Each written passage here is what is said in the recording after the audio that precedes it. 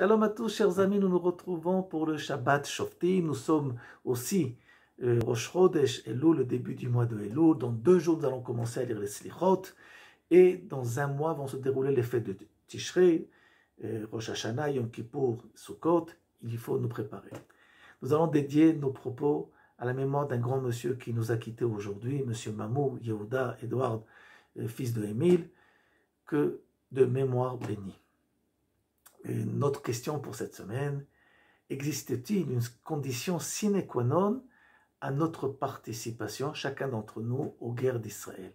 Avant de notre réponse, résumé rapide de notre paracha qui est empli de petits sujets de mitzvot. Nous allons avoir l'ordonnance de mettre sur pied un système juridique, exécutif, ainsi que de mettre en place, de nommer un roi, un leader.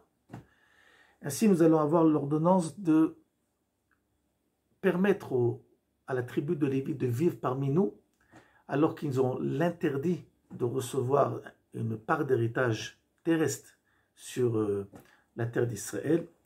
Nous allons avoir l'interdit d'aller d'après la magie, de combattre cette magie. Aussi de refuser de suivre tout ce qui est prophétie mensongère, un rappel des villes de refuge, ainsi que l'interdit de prendre du terrain sur son voisin, c'est du vol, ainsi que de ne pas faire un faux témoignage et que les faux témoins seront punis de la même erreur, de la même punition qu'ils ont voulu causer, envers qui ils ont témoigné leur faux témoignage. Nous allons avoir aussi les mitzvot qui nous incombent lorsque nous sortons à la guerre, vu notre question. Nous allons aussi avoir quelle doit être notre conduite vis-à-vis de nos ennemis. Quand est-ce que nous avons le devoir de les appeler à la paix? Quand est-ce que nous avons au contraire le devoir de ne plus les appeler à la paix? Nous allons avoir aussi l'interdiction de détruire, de couper tous les arbres, tout ce qui soit arbres fruitiers, pour pouvoir essayer de nous faire progresser dans nos attaques et dans nos guerres. Interdiction de toucher aux arbres fruitiers. Et après cela, nous allons voir qu'est-ce qui se passe lorsqu'on trouve un cadavre entre 2 villes et qu'on ne sait pas qui est le meurtrier, comment le peuple d'Israël va se faire pardonner de cette faute tout en ne sachant pas qui est le meurtrier. Beaucoup de sujets. Nous arrivons enfin à notre question. Voilà que avant que un juif sorte à la guerre, le texte nous dit qu'il y a une mitzvah de le prévenir de plusieurs choses. Celui qui a peur de la guerre ne doit pas y aller. Celui qui vient de se marier et qui n'a pas fini la première année du mariage doit rester à la maison. Et celui qui a construit une maison et qui ne l'a pas encore inaugurée, il restera aussi à la maison.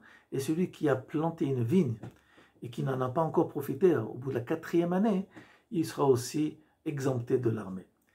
Et en tous les cas, tout ce programme d'exemption commence par le passouk suivant. Et je lis et j'explique. Ve'amar alehem shma Yisrael atem kerevim hayom la milchama al oivechem al yerach levavchem.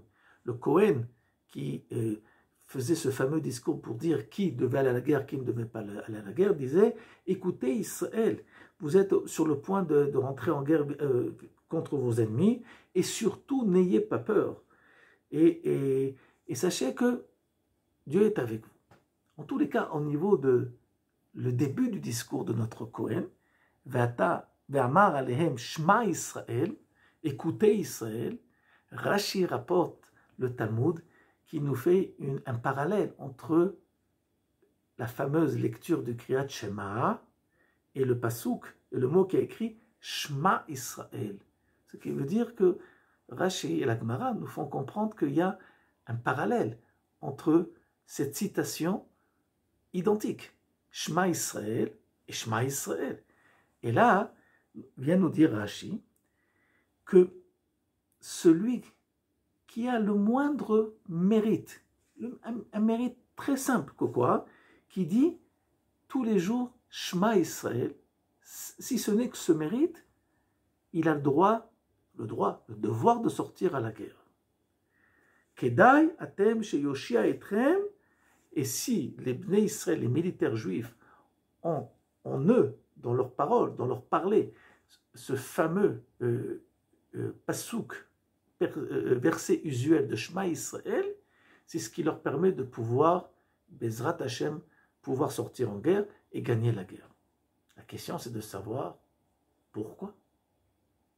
Alors, ce qui est important de savoir, c'est que le pasouk de Shema Israël, on le récite chaque fois qu'on vit dans notre présent un passage.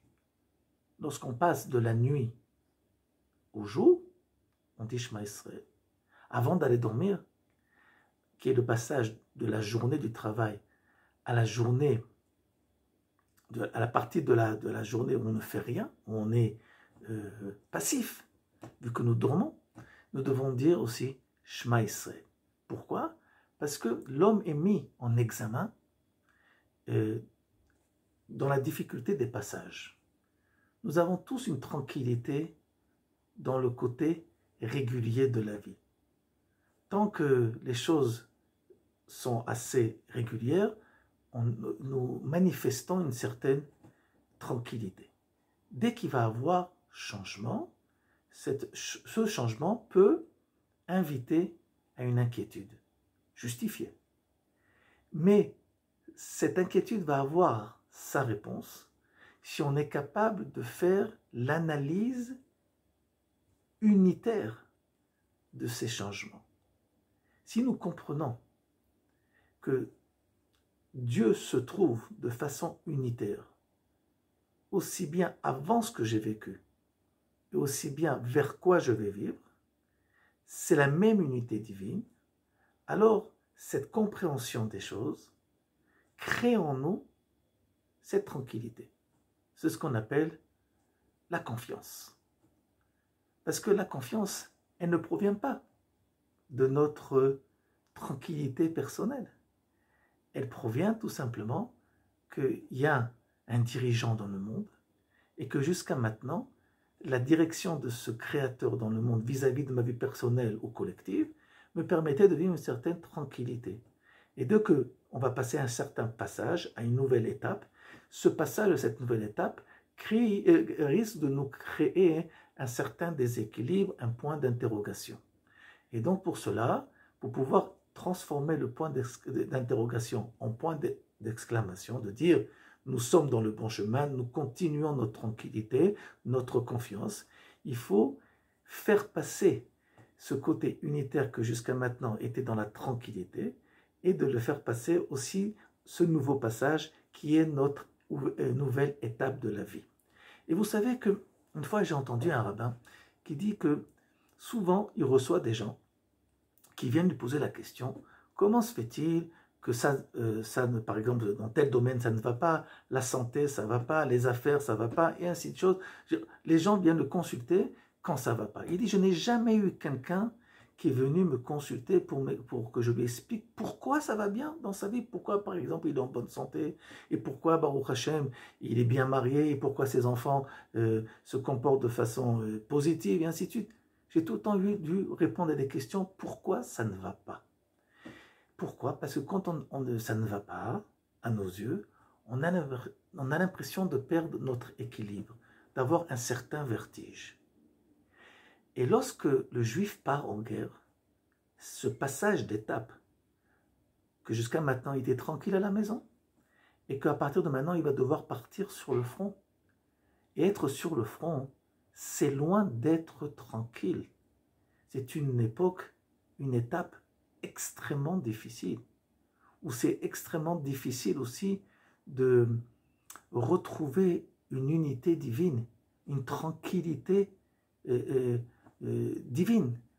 Et donc, vient le Kohen qui vient nous préparer à cette guerre. Et il nous dit, ne peut sortir en guerre que celui qui vit à chaque moment de sa vie, sans faire la différence, cette fameuse tranquillité divine. Shema Israël, si tu comprends que Dieu est partout, que Dieu est omniprésent, alors même dans les situations difficiles, comme par exemple partir à la guerre. Ou comme par exemple le passage de la vie à la mort, puisque ce passouk, c'est le passouk que nous récitons avant notre départ de ce monde-ci. Si tu comprends que l'unité n'est pas ponctuelle, mais au contraire, elle englobe toute notre vie, dans tous les domaines de notre existence, alors tu comprends que nous sommes bien accompagnés. Et c'est la raison pour laquelle, justement, avant notre départ en guerre, qui est une certaine inquiétude justifiée, on a besoin que la condition sine qua non au départ à la guerre soit que dans la tête du soldat existe le passouk de Shema Israël, qui est de la manifestation, même si elle n'est pas réfléchie. De quoi? Que nous sommes tranquilles. Nous savons que tout ce qui va se passer, c'est pour le bien. Même si, chas v'shalom, ça risque de nous risquer la vie. Alors, et pour ce Shabbat, comme nous avons dit, nous sommes à la veille des grandes fêtes. Nous sommes au début du mois de Elul.